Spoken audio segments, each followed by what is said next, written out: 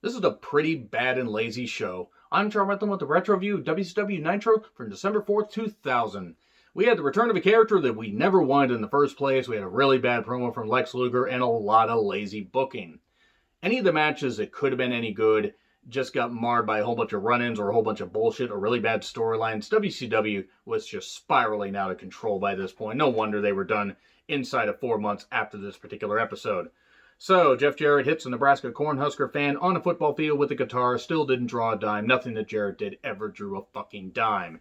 Mike Sanders and the Thrillers are wanting to talk to somebody. It's Ed Ferrara as Oklahoma. You remember Oklahoma, the character where Ed Ferrara mocked JR's Bell's palsy, because that was a great idea, except it totally fucking wasn't. Ed Ferrara should have never been allowed in wrestling. He's a goddamn piece of shit human being. Piece of trash, should have been thrown out on his goddamn ass, should have never been allowed in WCW, and it was goddamn bullshit that they allowed that shit to happen.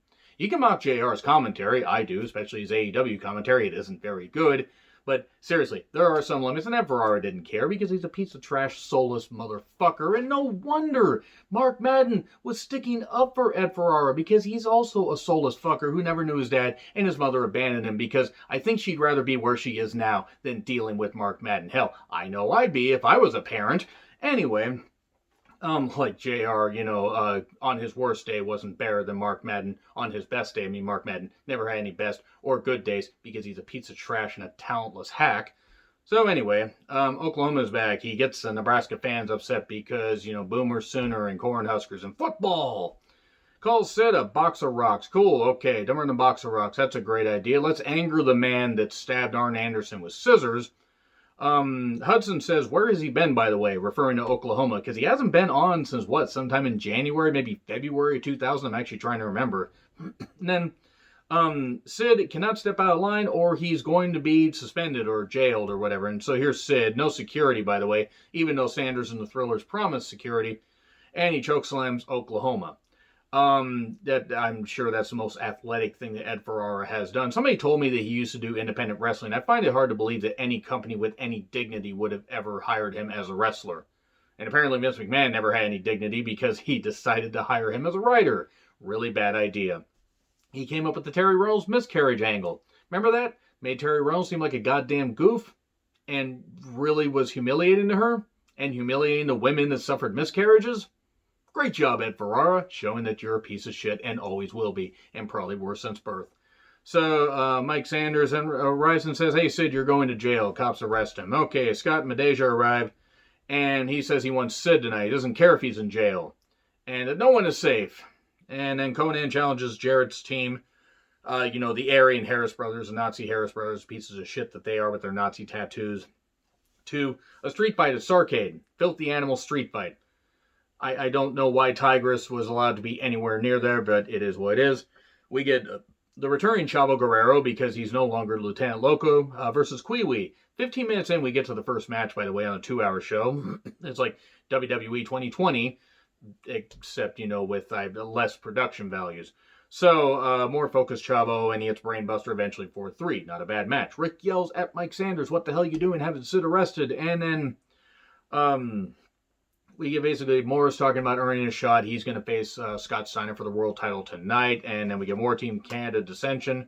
Skipper will win the hardcore title. Skipper! And to get rid of the weapons, because it's going to be, the SHIT title, the Saskatchewan Heavyweight International title.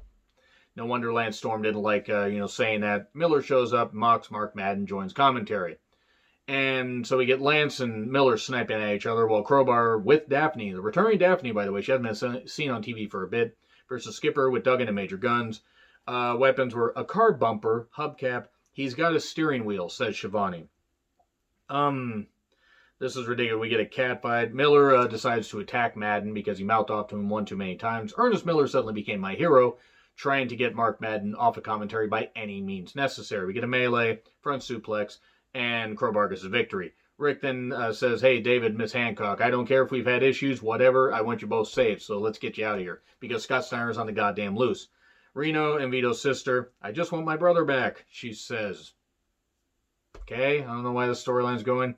Luger's promo, he mocks Goldberg's book, mocks Sarge Dwayne Bruce, who helped train Goldberg at the power plant. Luger, this went forever. It was like the one that he did recently, just where he was talking forever and said mesomorphic, and it just was goddamn terrible. Lex then, basically reads some of the book. Eventually, he must have had freaking cliff notes. I can't imagine that he was able to, read the book properly. He mocks Sarge, and this went on forever. Scott then lays out Norman with his pipe backstage. Goldberg had arrived, by the way, but a little bit too late.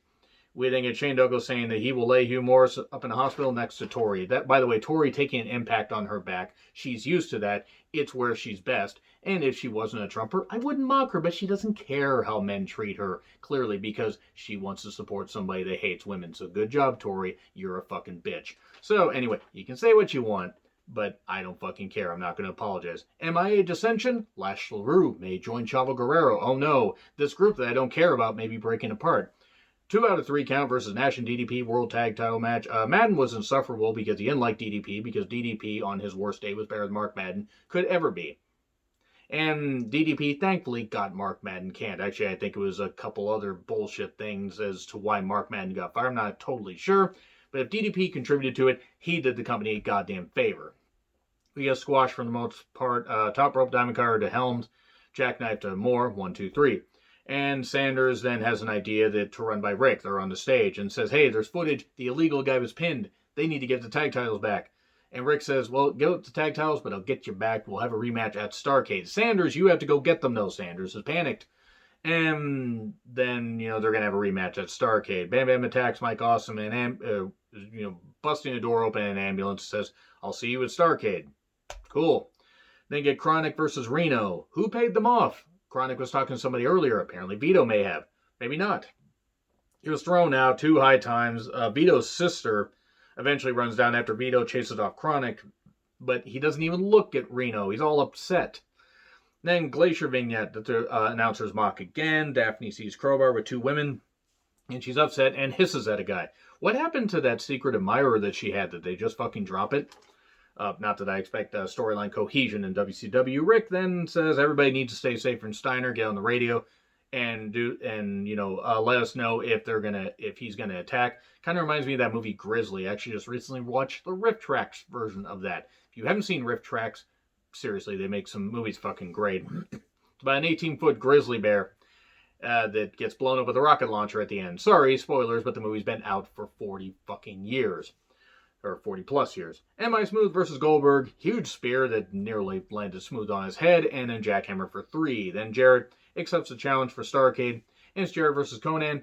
All of the filthy animals are banned from ringside. And the Harris brothers run in. Clearly taking out a Hispanic. So, of course, naturally they'd want to do that. The Nazis that they are. Stroke for 3. And then the Filthy Animals are brawling with the Harris brothers for a little bit. We get Scott Steiner versus Hugh Morris. It was roughly the same as the Buff Bagwell match that Scott Steiner had on Thunder. It wasn't bad. There was less posing, obviously, on Hugh Morris's part.